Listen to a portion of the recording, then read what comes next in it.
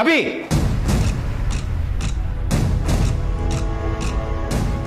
ಪಾಪಮ್ಮ ಒದ್ದೆ ಬಟ್ಟೆ ತಗೊಂಬನ್ನಿ. ಅಭಿ, ನೀನ್ ಏನ್ ಮಾತಾಡ್ತಿದ್ಯಾ ಅಂತ ನಿಂಗೆ ಜ್ಞಾನ ಇದೆಯಾ? ಓಹೋ, ಇವ್ರ ಮೇಲೆ ನಿಮಗೆ ಕನ್ಸನ್ ನೋಡಿ.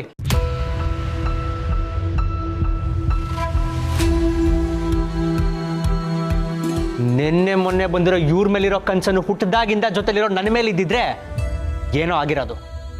ಅಭಿ, ಯಾಕೆ ರೇಗಾಡ್ತೀರಾ? ಸತ್ಯ ತಾನೇ ಹೇಳ್ತಾ ಇದ್ದೀನಿ. ಈ ಕನ್ಸನ್ ನನ್ನ ಮೇಲೆ ಇದ್ದಿದ್ರೆ ಇಷ್ಟೊತ್ತಿಗೆ ನನ್ನ ಮದುವೆ ಆಗಿರೋದು. ಎಲ್ಲ ವಿಷಯ ಅದಕ್ಕೆ ರಿಲೇಟ್ ಮಾಡಬೇಡ.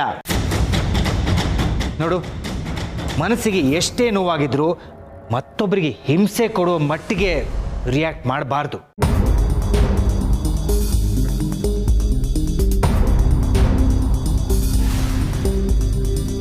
ನಿನ್ಗೋಸ್ಕರ ಕಾಫಿ ಮಾಡ್ತಾನೆ ಕೊಟ್ರೆ ಹೀಗೆ ಚೆಲ್ಲಿದೆಯಲ್ಲ, ತಪ್ಪು ಮಾಡ್ತಿದ್ಯಾ ಅಭಿ? ಹೌದು, ನಾನೇನಾದ್ರೂ ಇವ್ರು ಕೇಳಿದ್ದೆ ನನಗೆ ಕಾಫಿ ಮಾಡ್ಕೊಡಿ ಅಂತ.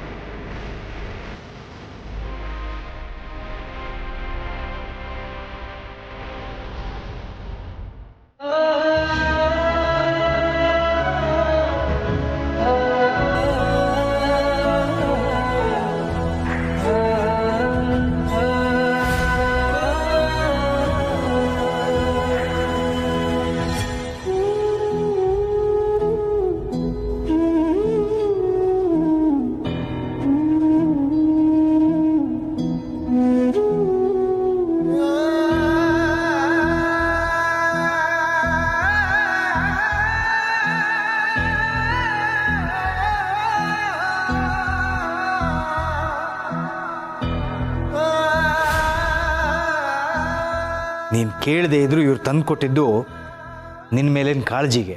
ಬೇಕಾಗಿಲ್ಲ, ನನಗಿವ್ರ ಕಾಳಜಿ ಬೇಕಾಗಿಲ್ಲ. ಏನ್ ನಾಟಕ ಮಾಡ್ಕೊಂಡ್ ಬಂದ್ಬಿಟ್ರೆ ನಾನು ಒಪ್ಕೊಂಡ್ಬಿಡ್ತೀನಿ ಅಂತನ? ಅದು ಯಾವತ್ತಿಗೂ ಸಾಧ್ಯ ಇಲ್ಲ.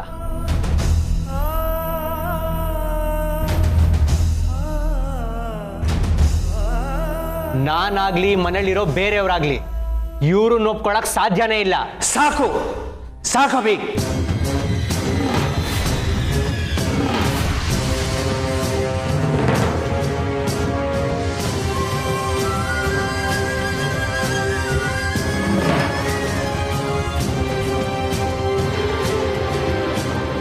ಇಷ್ಟೊತ್ತು ನೀನು ಮಾತಾಡಿದ್ಯಲ್ಲ, ಈಗ ನಾನು ಮಾತಾಡ್ತೀನಿ ಕೇಳು.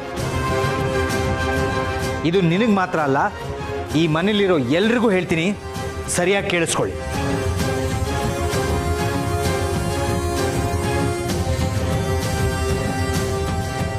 ನಿಮಗಿಷ್ಟ ಇದೆಯೋ ಇಲ್ವೋ, ಆದರೆ ಇವರು ನನ್ನ ಧರ್ಮಪತ್ನಿ.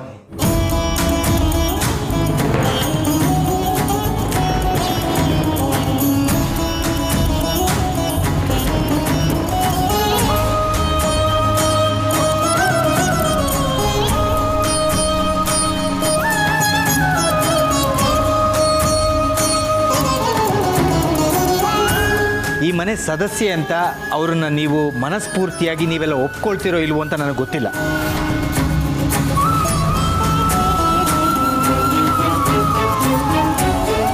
ಆದರೆ ನನ್ನ ಪತ್ನಿಯಾಗಿ, ಈ ಮನೆಯ ಹಿರಿ ಸೊಸೆಯಾಗಿ ಅವರಿಗೆ ಸಿಗಬೇಕಾಗಿರುವ ಗೌರವ ಮರ್ಯಾದೆ ಸಿಗಲೇಬೇಕು.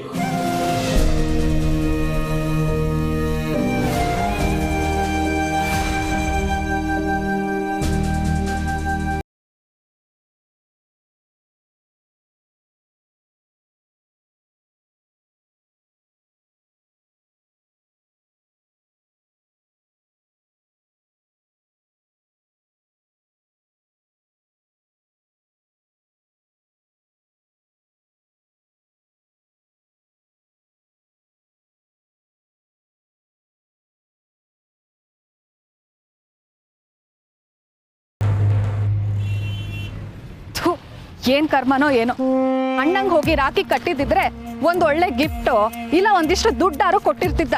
ಇಲ್ಲಿ ಬಂದ್ ಏನ್ ಸಿಕ್ತು? ಬರೀ ಗಾಯಲ್ ಬರೋ ಹಾಗಾಯ್ತು. ಅದೇನೋ ರಾಖಿ ಹಬ್ಬದ ದಿನ ಅಮ್ಮನ ಮನೆಗೆ ಹೋಗಿ ನಾಟಕ ಆಡೋಣ, ದುಡ್ಡು ಕಿತ್ಕೊಳ್ಳೋ ಹೊಸ ಸ್ಕೀಮು, ಅವಳನ್ನ ಚೆನ್ನಾಗಿ ಇಟ್ಕೋ, ಅದೃಷ್ಟ ದೇವತೆ ಅಂತೆಲ್ಲ ಬೊಗ್ಲೇ ಬಿಟ್ರಿ. ಈ ಮನೆಗೆ ಬಂದ್ ಏನ್ ಸಿಕ್ತು? 200 ಗ್ರಾಮ್ ಮಿಕ್ಸ್ಚರು 4 ಲಾಡು ಅಷ್ಟೇ. ಅಷ್ಟೇ?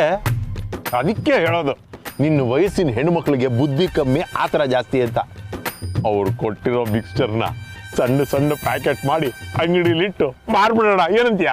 ಹಾ, ಆ ಬೂಂದಿ ಲಾಡಿಂದ ಒಂದೊಂದೇ ಬೂಂದಿ ಕಿತ್ತು ಮಾರ್ಬಿಡಿ. ಹಾಕ್ಬೋದು. ಅಲ್ಲ ಸೊಸೆ ಮುದ್ದ, ಸಸಿ ನೆಟ್ಟಿದ ತಕ್ಷಣ ಹಣ್ಣು ಬಿಡು ಅಂದ್ರೆ ಬಿಡತ್ತಾ? ಯೋಚನೆ ಮಾಡು. ಈಗಷ್ಟೇ ಈ ಮನೆಗೆ ಬಂದಿದ್ದೀವಿ. ಅಬ್ಬಾ,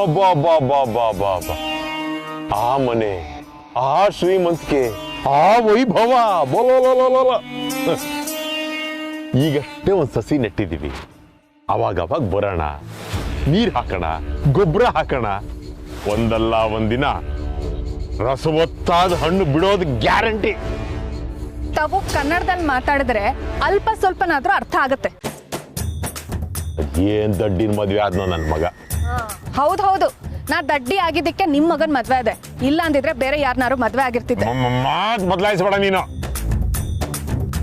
ನೋಡ್ ಸೊಸೆ ಮುದ್ದ, ಆ ಮನೆ, ಆ ವೈಭವ, ಶ್ರೀಮಂತಿಗೆ ಎಲ್ಲ ನೋಡಿದ ಮೇಲೆ ಈಗಲೇ ನಾವೇನಾದ್ರೂ ಕೈ ಚಾಚಿ ಕೇಳಿದ್ರೆ ತಪ್ಪಾಗತ್ತೆ ಅನ್ಸಲ್ವಾ ನಿನಗೆ? ಹೇಳು.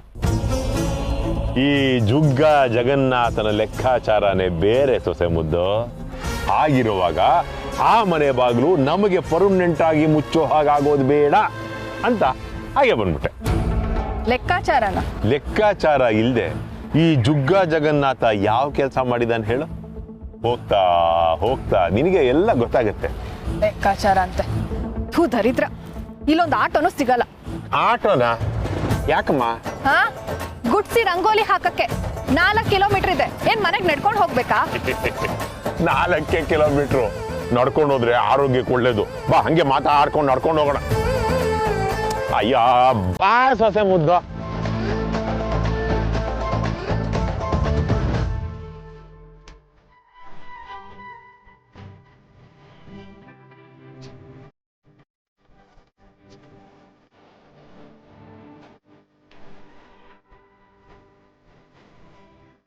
ಅಪ್ಪ,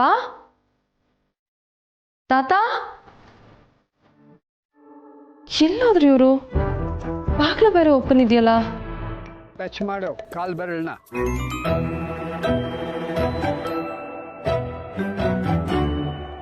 ಡೇ, ಸುಮ್ಮನೆ ಪಾದಗಳು ಮುತ್ಬಿಡೋದಲ್ಲ, ಬಗ್ತಾ ಇದ್ದ ಹಾಗೆ ದೀರ್ಘವಾಗಿ ಉಸಿರು ಎಳ್ಕೋಬೇಕು. ಇನ್ಹೇಲ್, ಹಾಗೆ. ಈಗ ವಾಪಸ್ ಬಾ, ಎಕ್ಸೇಲ್, ಉಸಿರು ಬಿಡು. ಮಾಡ್ತಾ ಇರು. ಇನ್ಹೇಲ್, ಹಾಗೆ ಮಾಡ್ತಾರೆ. ಬೀಗ್ರೆ, ನೀವೇನು ಮಾಡ್ತಿದ್ದೀರಿ? ಕಾಲ್ ಚಾಚಿ. ನಾನು? ನೀವೇ ಕಾಲ್ ಚಾಚಿ. ಈಗ ಆ 2 ಪಾದಗಳನ್ನು ನಿಮ್ಮ ಕೈಯಿಂದ ಮುಟ್ಟಿ. ಸರಿ ಸರಿ. ಸ್ವಾಮಿ, ಕಾಲ್ ಚಾಚೆ ಇರಿ. ಕಾಲ್ ಚಾಚಿ. ಇವಾಗ ಆ 2 ಉಂಗುಷ್ಟಗಳನ್ನು 2 ಕೈಯಿಂದ ಮುಟ್ಟಿ. ಆಗಲ್ಲ, ನನ್ನ ಕೈ ಉದ್ದ ಕಡಿಮೆ. ನಿಮ್ಮ ಕೈ ಉದ್ದ ಕಮ್ಮಿ ಅಲ್ಲ, ಹೊಟ್ಟೆ ಜಾಸ್ತಿ. ಏಯ್, ಏನೋ ಮಾಡ್ತಿದ್ಯಾ? ಮಾಡೋ. ಈಗಲೂ ನಾನು ಶೀರ್ಷಾಸನ, ಧನುರಾಸನ ಎಲ್ಲ ಮಾಡಬಲ್ಲೆ ಪಾಪ. ಆದರೆ ನಿಮ್ಮ ಮಾವ ಕೈ ಕಾಲಾಡ್ಸೋದಕ್ಕೂ ಸೋಮಾರಿತನ ಮಾಡ್ತಾ ಇದ್ದಾರೆ. ಬರೀ ಸುಮ್ಮನೆ ಮುಂದೆ ಹೋಗೋದು, ಹಿಂದೆ ಬರೋದಲ್ಲ. ಉಸಿರಿನ ಮೇಲೆ ಹಿಡಿತಾ ಇರಬೇಕು. ಇವೆಲ್ಲ ಬೇಕಾ? ಬೇಕೇ ಬೇಕು. ವಯಸ್ಸಾದ ಮೇಲೆ ಊಟಕ್ಕಿಂತ ಹೆಚ್ಚಾಗಿ ಮಾತ್ರೆಗಳಿಂದಲೇ ಹೊಟ್ಟೆ ತುಂಬಿಸ್ಕೊಳ್ಳೋಬಾರ್ದು ಅಂತಿದ್ರೆ ಈಗಲೇ ಮಾಡಬೇಕು. ಅಲ್ಲ ತಾತ. ಅರೆ ಹೋಗ್ಲಾಡಿ. ಬಾ ಬಾ ಬಾ ಬಾ ಬಾ ಬಾ ಬಾ. ನಾನಾ? ಜಾಯ್ನ್ ಆಗು. ಸರ್. ಏಯ್, ಸರ್ಕಳ.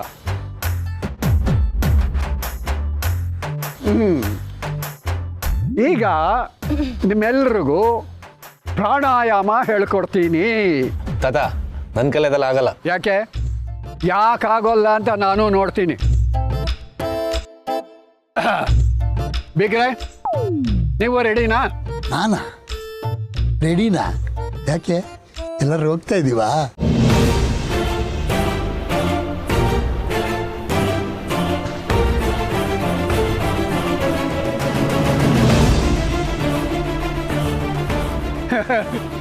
ಒಳ್ಳೆ ತಮಾಷೆ ಬೀಗರ್ದು.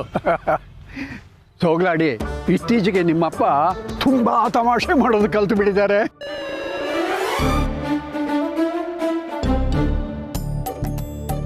ರೆಡಿನಾ? ಹಾಂ, ಈಗ ಎಲ್ಲ ಕಣ್ಮುಚ್ಚಿ ದೀರ್ಘವಾಗಿ ಉಸಿರು ಹೇಳ್ಕೊಳ್ಳಿ.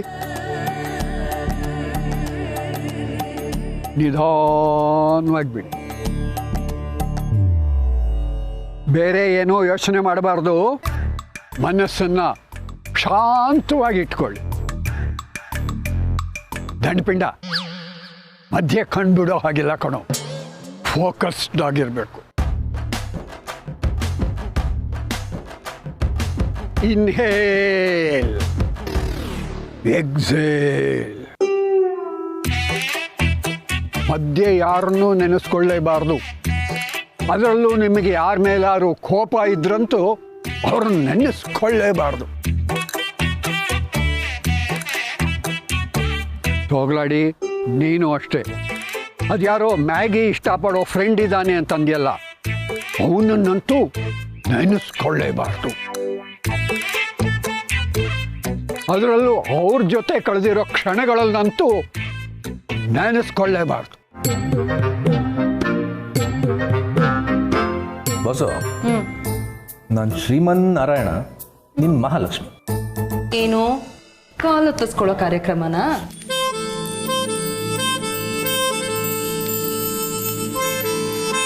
ನಾನು ದುಷ್ಯಂತ, ನಿನ್ನ ಶಾಕುಂತಲೆ. ಯಾಕೆ ಮರ್ತೋದೆ ಅಂತ ಹೇಳಿ ಕೈ ಕೊಡೋ ಕಾರ್ಯಕ್ರಮನಾ? ನಾನು ರೋಮಿಯೋ, ನೀನು ಜೂಲಿಯಟ್. ಬೇಡಪ್ಪ, ಟ್ರಾಜಿಡಿ ಎಂಡಿಂಗು.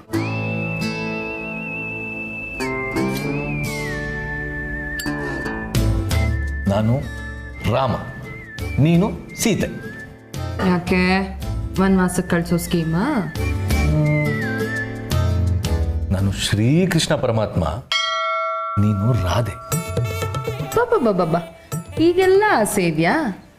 ಗೋಪಿಕೆಯರು ಎಷ್ಟು ಜನನು? ಏನು ಬಸ್ಸು, ಏನು ಹೇಳಿದ್ರು ಒಪ್ಪಲ್ಲ ಅಂತೀಯ. ಅದೆಲ್ಲ ಯಾವುದು ಬೇಡ. ನಾನು ನಿನ್ನ ಬಾಸು, ನೀನು ನನ್ನ ಮುದ್ದು ಹೀರೋ.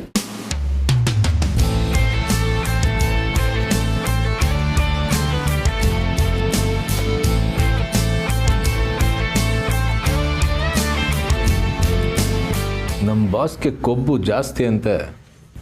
ಹೌದಂತೆ. ನಮ್ಮ ಬಾಸ್ ಕೋಪ ಮಾಡ್ಕೊಂಡಾಗ ಚಂದ ಅಂತೆ. ಕಿವಿಗೆ ಹೂ ಇಟ್ಟಿದ್ ಸಾಕಂತೆ. ಹೂವು ಬಂದಂಗೆ.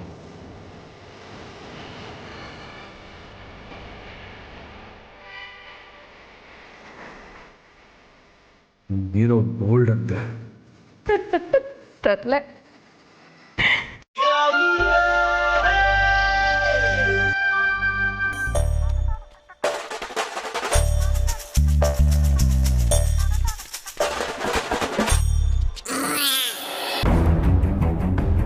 ನಿನ್ನ ಫ್ರಸ್ಟ್ರೇಷನ್ನು, ನೋವು ನನಗೆ ಅರ್ಥ ಆಗುತ್ತೆ.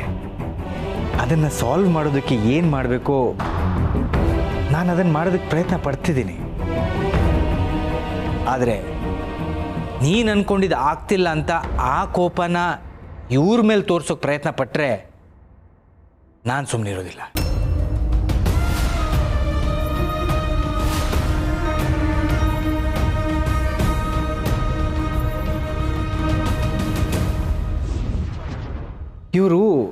ಇವ್ರ ಮನೆಯವ್ರನ್ನ ಬಿಟ್ಟು ಬಂದಿದ್ದಾರೆ.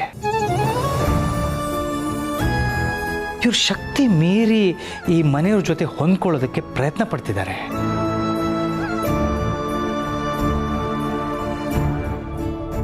ಇಷ್ಟಾದ ಮೇಲೂ ನೀನು ಇವ್ರ ಜೊತೆ ಅಗೌರವದಿಂದ ನಡ್ಕೊಳ್ಳೋದನ್ನು ನೋಡಿದ್ರೆ ಸಹಿಸ್ಕೊಂಡಿರೋದು ತಪ್ಪಾಗತ್ತೆ ಅಭಿ.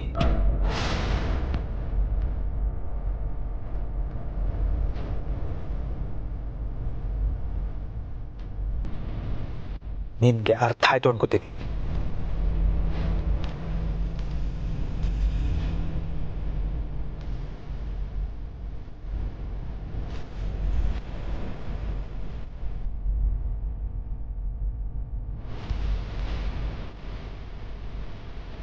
ತುಳಸಿ ಅವರೇ ಬನ್ನಿ.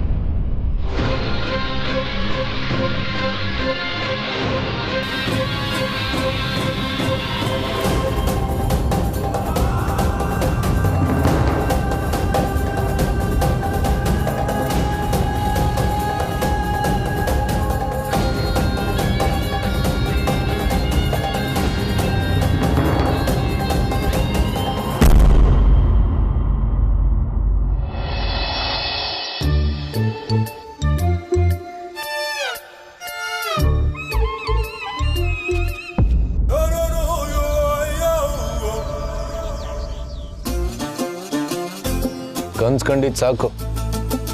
ತಾತ ಗುರುಗಳು ಇಬ್ರು ಎಸ್ಕೇಪ್ ಆಗಿದ್ದಾರೆ. ಅಯ್ಯೋ, ಇವರಿಬ್ರು ಎಲ್ಲಿ ಹೋದ್ರು?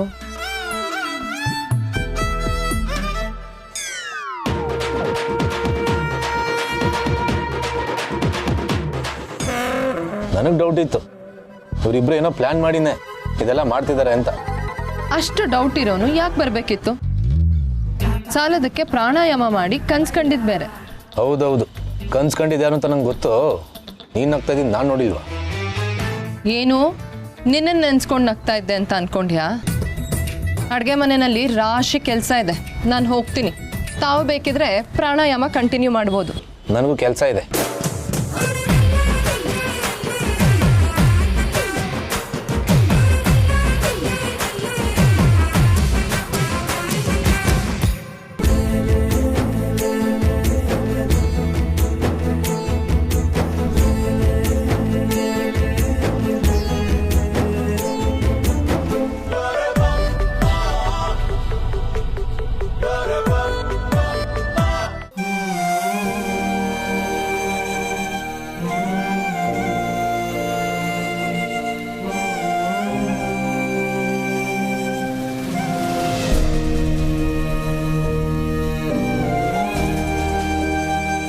ಕ್ರೀಮ್ ಹಚ್ಚೋಣ, ಇಲ್ಲದೆ ಹೋದರೆ ಉರಿ ಜಾಸ್ತಿ ಆಗುತ್ತೆ. ಪ್ಲೀಸ್.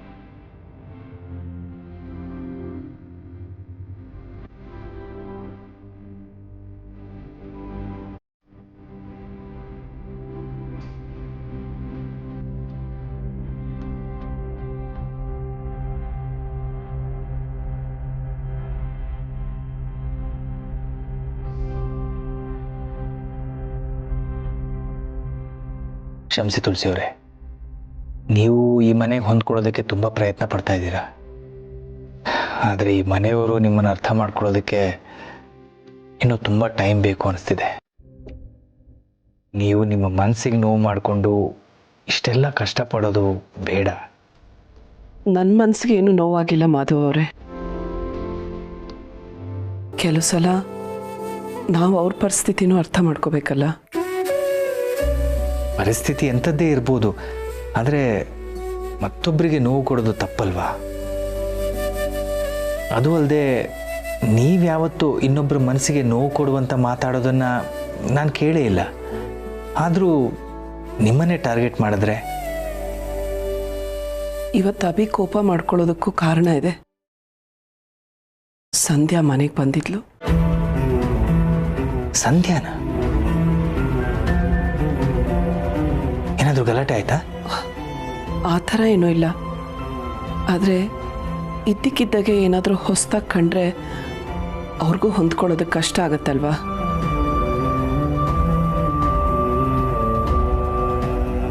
ಈ ಮದುವೆನ ನಾನೇ ಇನ್ನೂ ಒಪ್ಕೊಂಡಿಲ್ಲ. ಇನ್ನು ನಿಮ್ಮ ಮಕ್ಕಳಾಗಿ ಅವ್ರಿಗೆ ಒಪ್ಕೊಳ್ಳೋದು ಕಷ್ಟ ಆಗುತ್ತೆ ಅಲ್ವಾ?